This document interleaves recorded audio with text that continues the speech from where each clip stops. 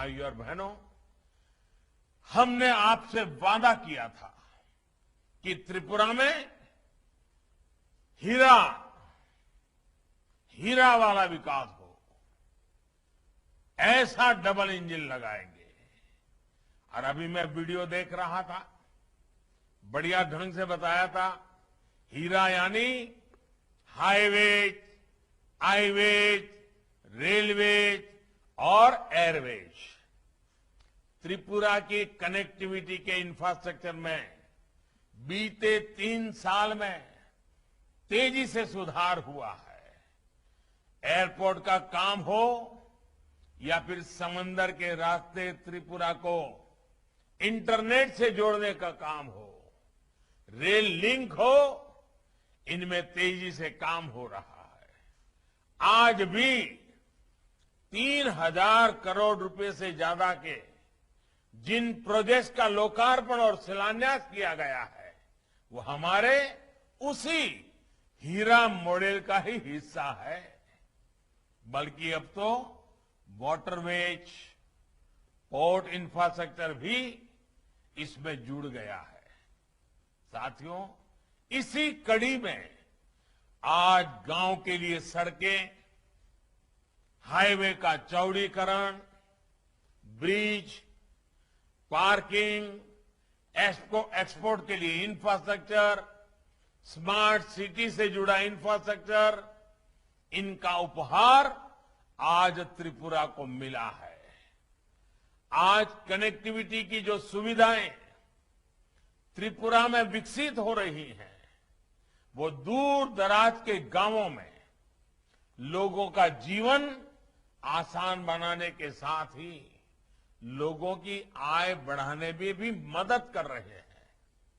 ये कनेक्टिविटी बांग्लादेश के साथ हमारी मैत्री, हमारे व्यापार की भी मजबूत कड़ी सिद्ध हो रही है। साथियों, इस पूरे रीजन को उत्तर पूर्वी भारत और बांग्लादेश के बीच एक प्रकार से ट्रेड कॉरिडोर के रूप में विकसित किया जा रहा है। अपने बांग्लादेश दौरे के दौरान मैंने और प्रधानमंत्री शेख हसीना जी ने मिलकर त्रिपुरा को बांग्लादेश से सीधे जोड़ने वाले ब्रिज का शिलान्यास किया था और आज इसका लोकार्पण किया गया है। आज भारत और बांग्लादेश की मैत्री और कनेक्टिविटी कितनी सशक्त हो रही है, इसको लेकर हमने बांग्लादेश की माननीय प्रधानमंत्री शेख हसीना जी की भी बात सुनी। सबरूम और रामगढ़ के बीच सेतु से हमारी मैत्री भी मजबूत हुई है और भारत बांग्लादेश की समृद्धि का कनेक्शन भी जुड़ गया है। बीते कुछ वर्षों में भारत बांग्लादेश के बीच लैंड, रेल, एशिया के दूसरे देशों से कनेक्टिविटी सशक्त होगी। भारत में ही नहीं, बांग्लादेश में भी इस सेतु से कनेक्टिविटी बेहतर होगी और इकोनॉमिक अपॉर्चुनिटी बढ़ेगी। इस सेतु के बनने से भारत बांग्लादेश के लोगों में संपर्क बेहतर होने के साथ साथ टूरिज्म और ट्रेड के लिए, पोर्ट लेड डेवलपमेंट के लिए नए अवसर पैदा हुए हैं।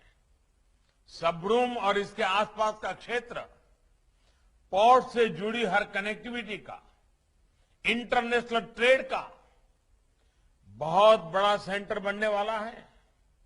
साथियों, मैत्री सेतु के अलावा दूसरी सुविधाएं जब बन जाएगी तो नॉर्थ ईस्ट के लिए किसी भी प्रकार की सप्लाई के लिए हमें सिर्फ सड़क के रास्ते पर निर्भर रहना नहीं पड़ेगा।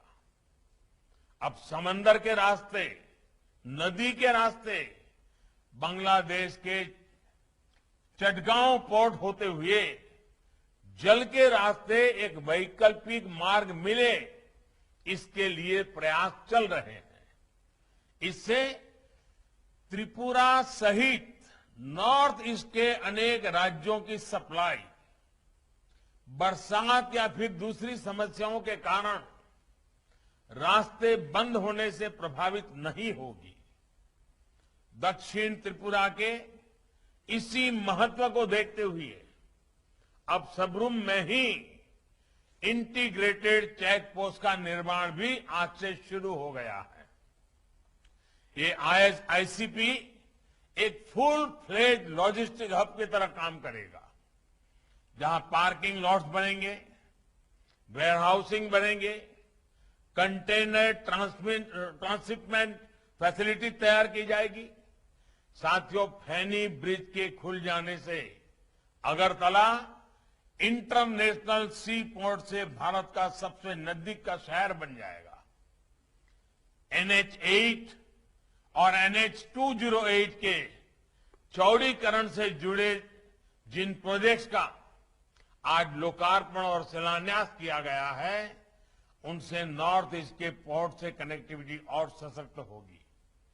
इससे अगरतला पूरे नॉर्थ ईस्ट के लॉजिस्टिक का भी अहम सेंटर बनकर उभरेगा।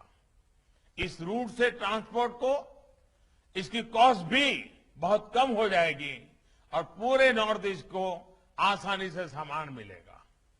त्रिपुरा के किसानों को अपने फल, सब्जी, दूध, मछली और दूसरे सामान के लिए देश विदेश के नए बाजार मिलने वाले हैं।